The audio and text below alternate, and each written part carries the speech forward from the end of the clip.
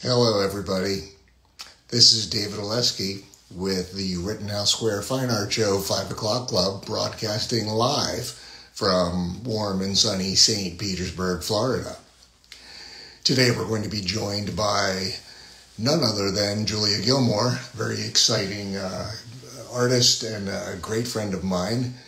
A couple of things to go over real quick. The deadline is coming up for the show on September 20th, 21st, and 22nd. That's March 11th for professional artists. And then the next 5 o'clock club is actually going to be the panel of members of the board of the Rittenhouse Square Fine Art Show, going over some of the ins and outs of applying for the show. Just in case you're on the fence or you have some questions and you are putting it off to the last minute, then that'll be your chance. I think that's March 7th, the next 5 o'clock club. And then the deadline for student applications for the June show is still open until March 18th. So if you're a art student in Philadelphia, or really any art student anywhere that can be available for the show on June 7th, 8th, and 9th, we welcome you to apply for, and you have until March 18th to take care of that. And I think that's about it. Let's see if we can find Julia here. There she is. Let's go.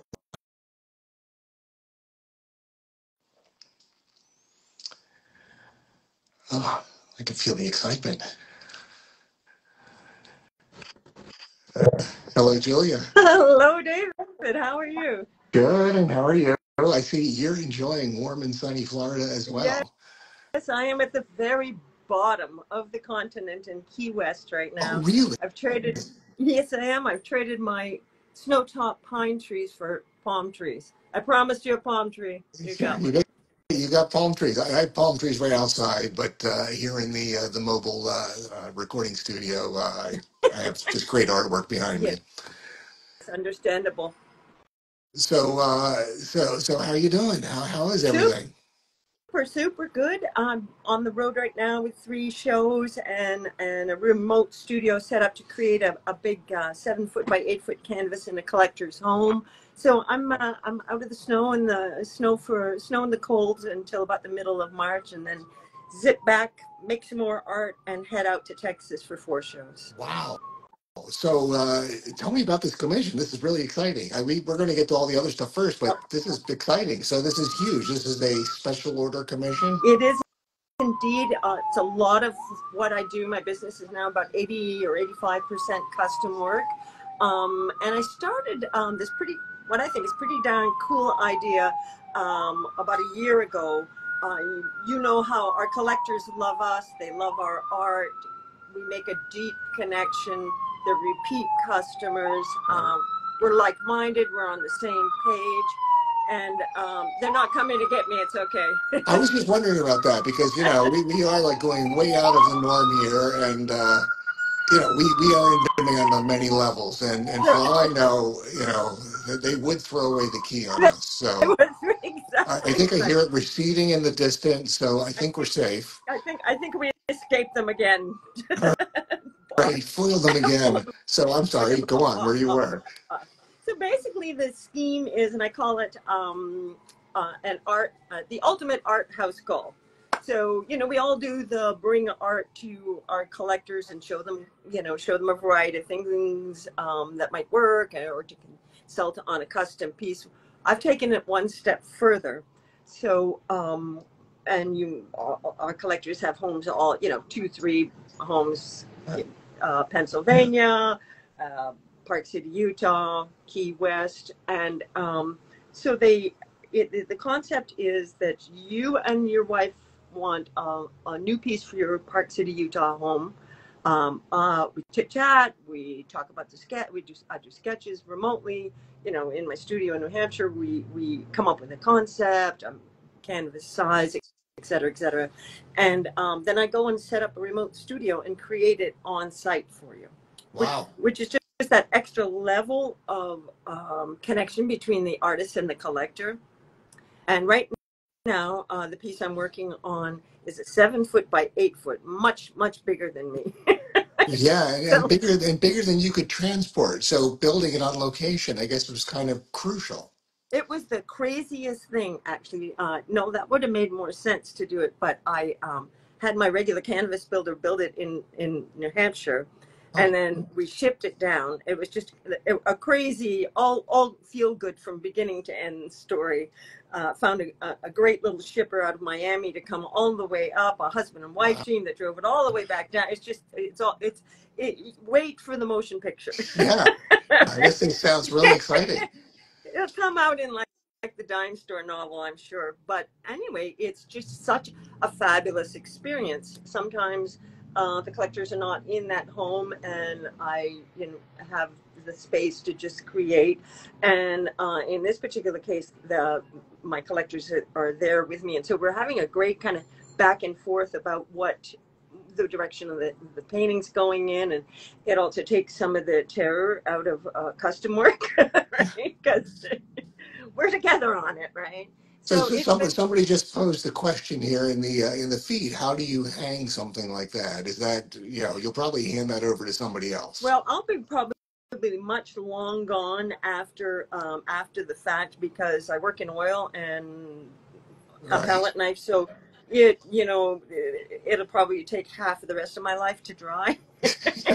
So Yeah, half of the rest of my life, that's higher math, right?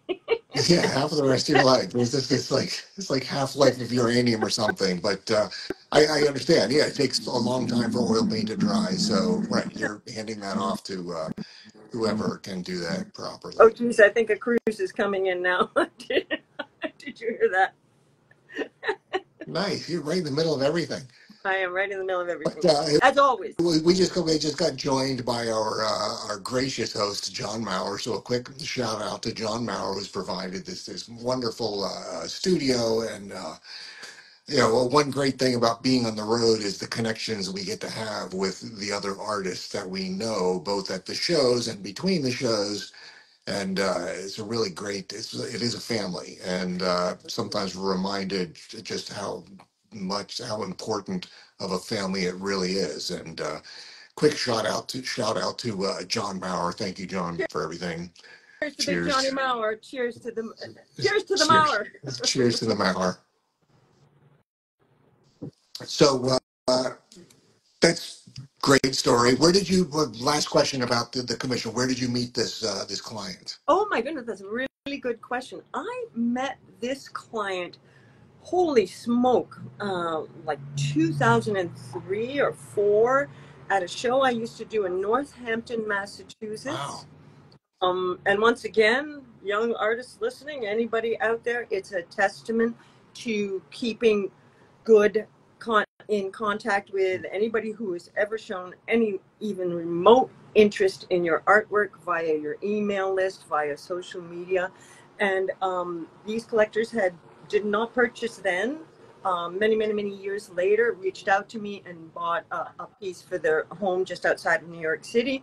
And then, they stay on the mailing list. You keep the pipeline, you keep the connections going.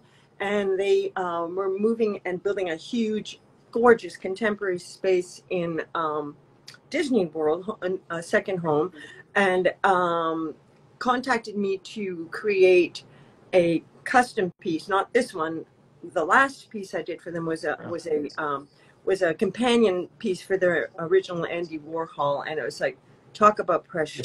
It's kind of like, Gosh. what okay. Yeah, yeah, that definitely jack up the pressure a little bit, I would think. Just a little bit. And so throughout all of that, we came even closer and closer. And then was having dinner with them last year when I was down to do the Florida shows, talking about this new idea that I had come up with of the ultimate art house call. And they said, well, we're very interested in that. So that it went from there.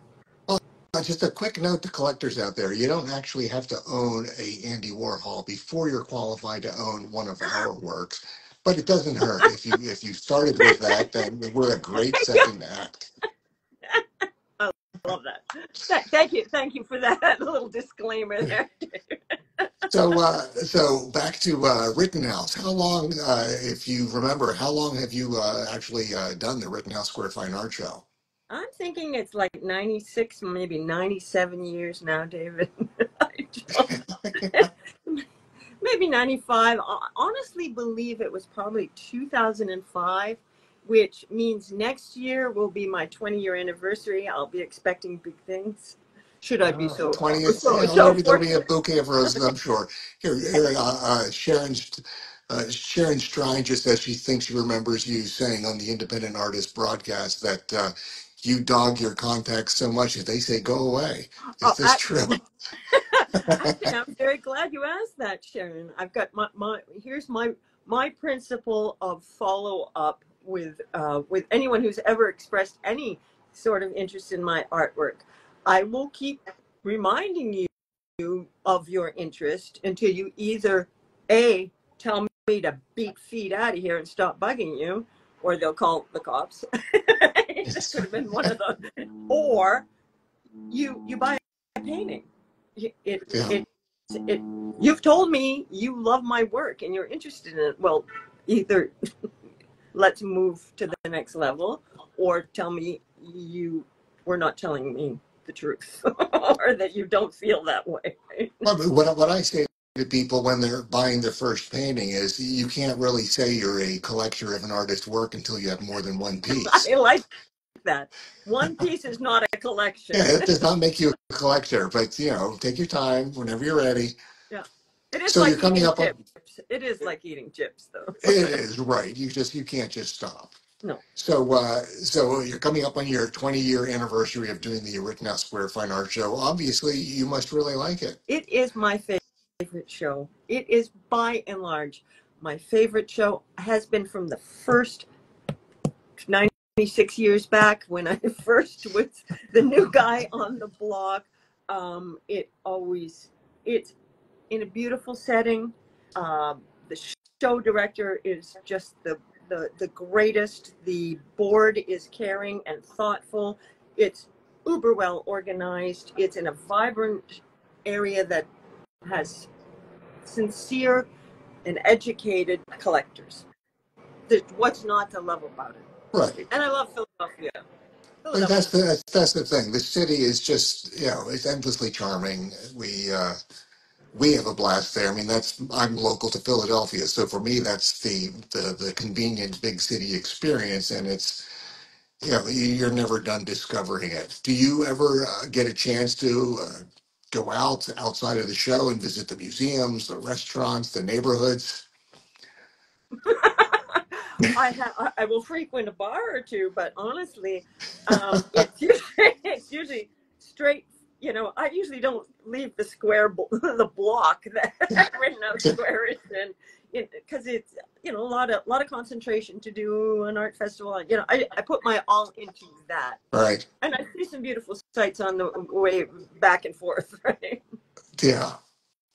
That's great. So, what would you say to somebody that's on the fence about applying to the show? How and why would you recommend the Rittenhouse Square Fine Art Show? We're always looking for new exhibitors that have yet to discover Philadelphia, have yet to discover the show. What would you say to them? Well, the thing that I remarked upon initially, David, was that the audience and the public at large that attends the Rittenhouse Square show are super educated about art. They know what they're looking at. They know what they like. They can cite references to what could possibly be thing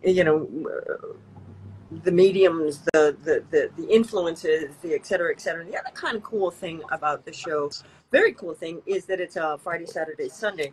Okay, Friday you are in front of a lot of the people that work in the area, downtown Philadelphia, that may not live in Rittenhouse Square, and then they go to the suburbs. So you're getting like a triple whammy of audiences. You have that audience. You have the people, the beloved people that of Rittenhouse Square, who have become like family to me because, 96 years doing a show, Yeah, yeah, you I have want a some mom, people grow up. I know, I have a mom and dad that always come and bring me snacks and check to see how my son is doing, who's now 25. It's like, Yeah. it's like a story. It's like this wonderful, wonderful family of Rittenhouse. And then the third category is people who are traveling. There's a huge amount. I have a huge amount of collectors from Rittenhouse that don't live anywhere near there, They and just just happen to be in for the weekend. exactly. Some So it's like three shows in one. right. Yeah, it's a very metropolitan audience. They see enough art to understand what they're looking at. I agree. Those are all that's a really great review of reasons why it's good to do the show. So anybody that's on the fence about doing it, welcome to Philadelphia. You're really going to try it. You owe it to yourself. And it is the only show like it in the city, and it's especially for us. It's originals only. There's no crafts. There's Bingo. no functional craft. There's no photography. So you just see nothing but the hardworking artists that are just really alone with the work and getting it done in their own studios. Exactly. Excellent point. Wish I'd brought that up myself, David. The fact that it's originals only is super, super rare, as we know. And that brings a different level of collector, a different level of educated collectors, an understanding of price points. It's just all rolls into one. And it's a great chance to see all my favorite artists. There's Because that it's too. always a great show, right? It's Well, always it's a who's who of the top artists in the country. I mean, I was just at one of those top shows. I think you probably were too, and yeah. and that is also a who's who of everybody that does every major show is in one place, and they're even whittled down to a tighter group for their Rittenhouse Square art show, and yeah, it's the place It's to be. the place to be. So about your work, I know you have a spiel. I saw your spiel you did for another show. There are writers who write their life, and you paint your life.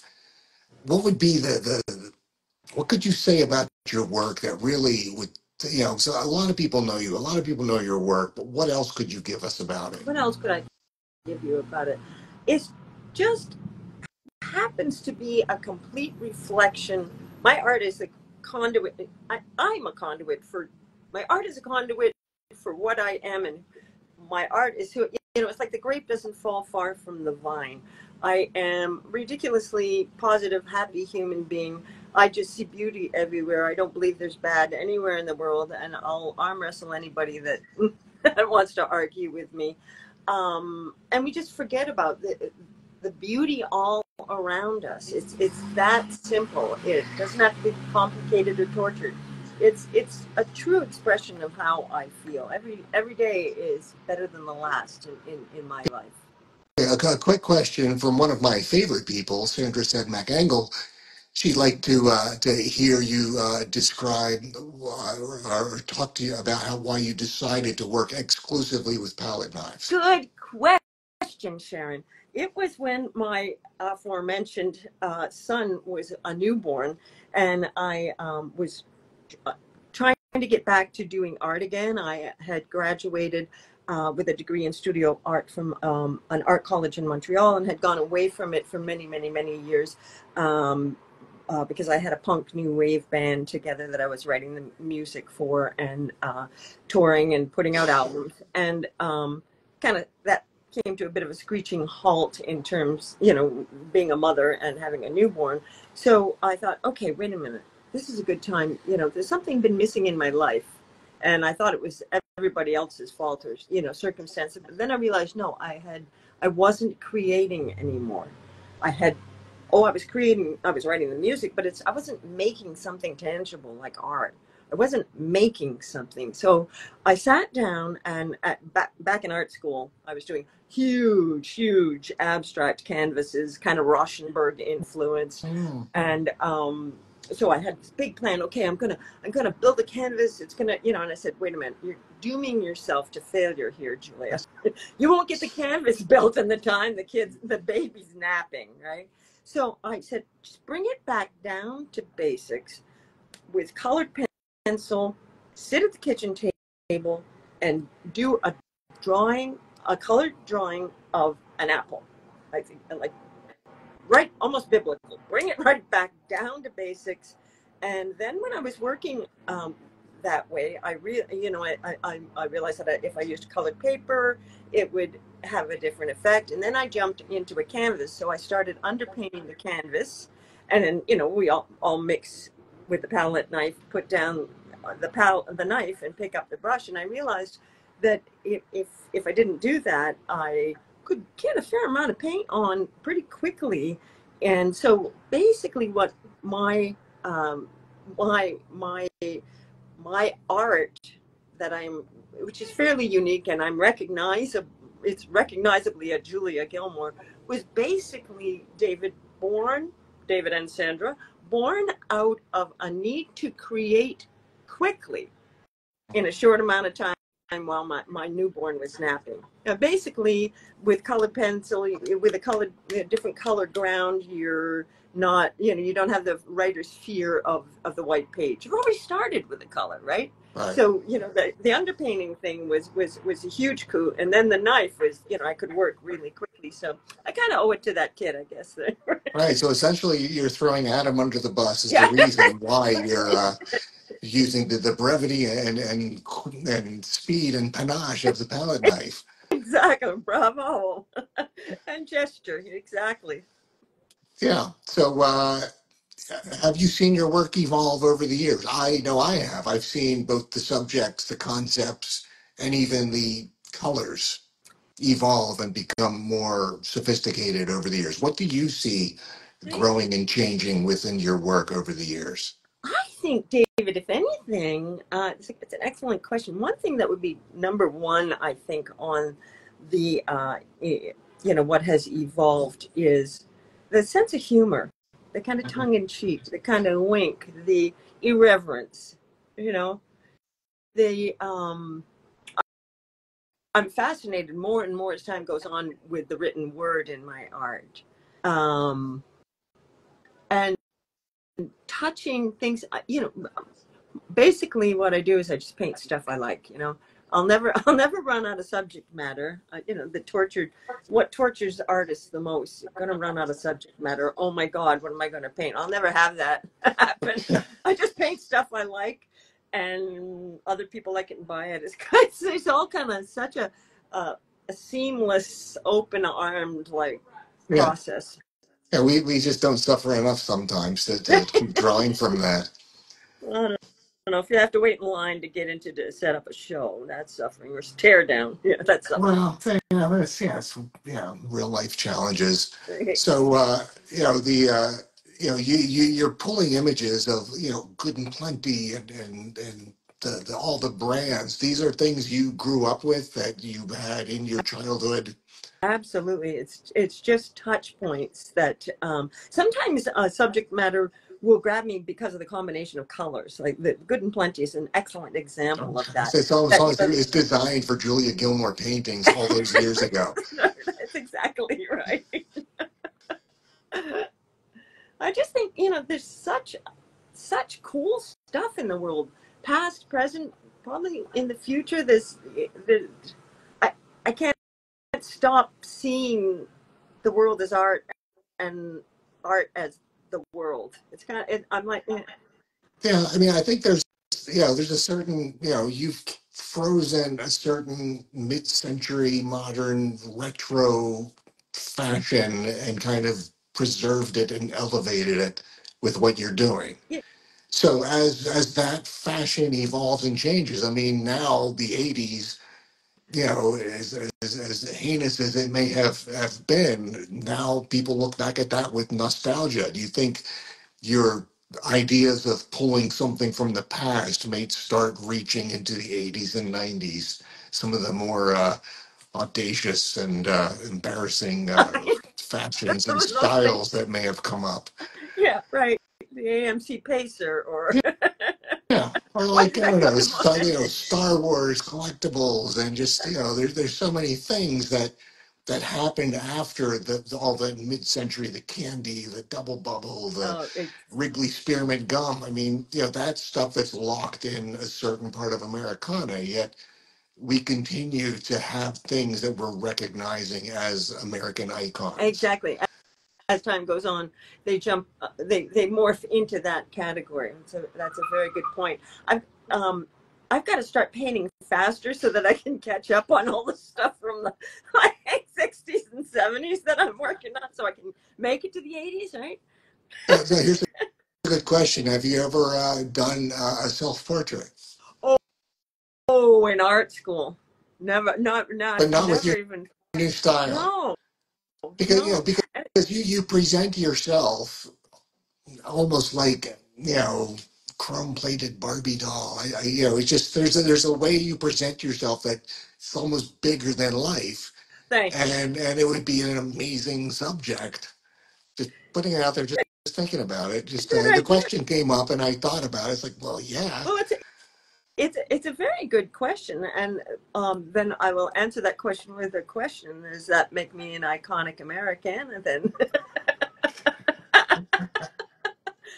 in that case, I'll do it. Yeah, that's right. Yeah.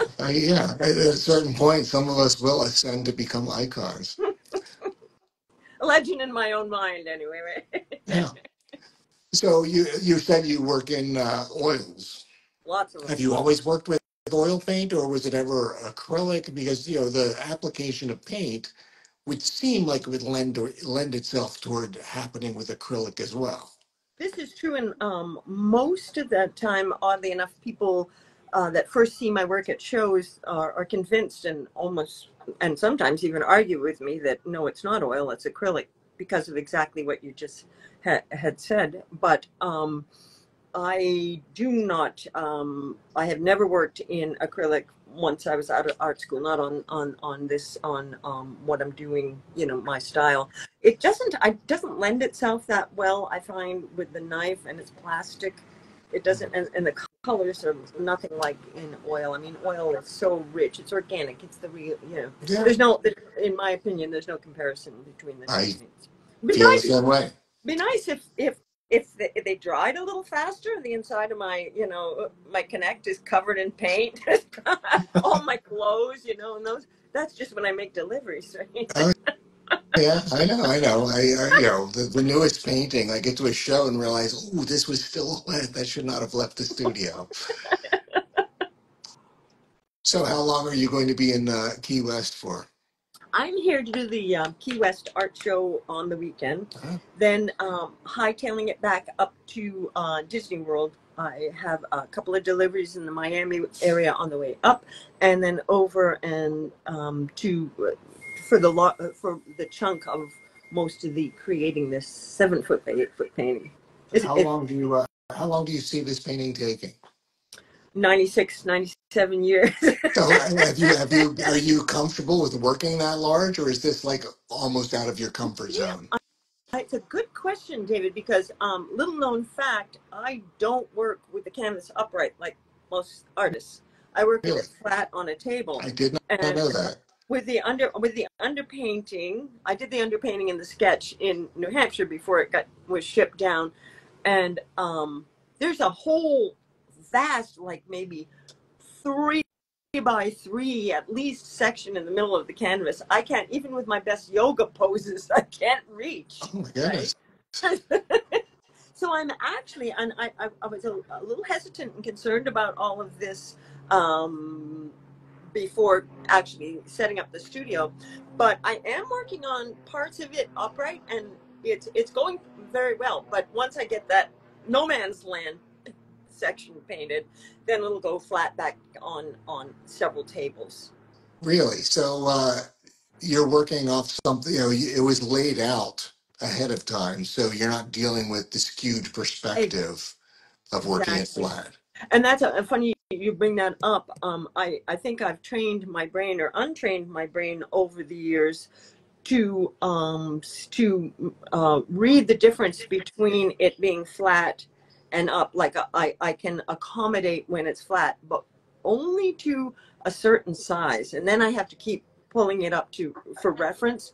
And Right. it's usually about the 5 by 5 size. I think my brain will only go up to 5 by 5. Yeah. Rereading that, you know what I mean? Right. Reading the flat, the perspective thing. It's all about perspective, David. Well, it is. Yeah. Yeah. So when it's flat, is that on the floor or a table? On a table, Uh, on a table. I Yeah. was picturing Jackson Pollock where the painting was on the floor and he's just circling it.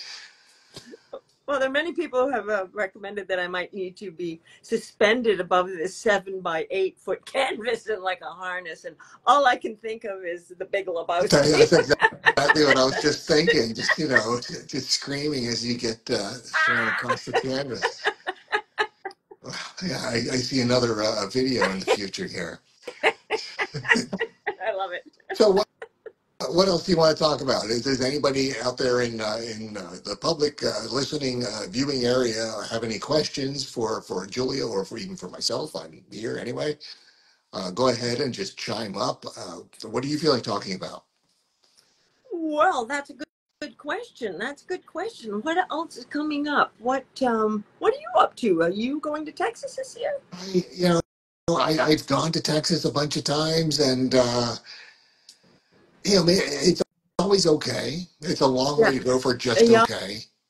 Yep. It can be a slow burn. Yeah, and March is a good time to just be home and regroup. I have homework, literally working on the Oh, nice. home as well as some other stuff. And yeah, years ago I've done a bunch of shows in Texas, and every year I apply I think about applying or I apply to a few just to try it out. And I just keep thinking that's, 24 hours drive. That's 2 12-hour days sitting there holding onto a steering wheel. And, I think of, not only the risk, but how much time I'm just Not in moving the across the country. studio. Yeah, you're Right. just not in.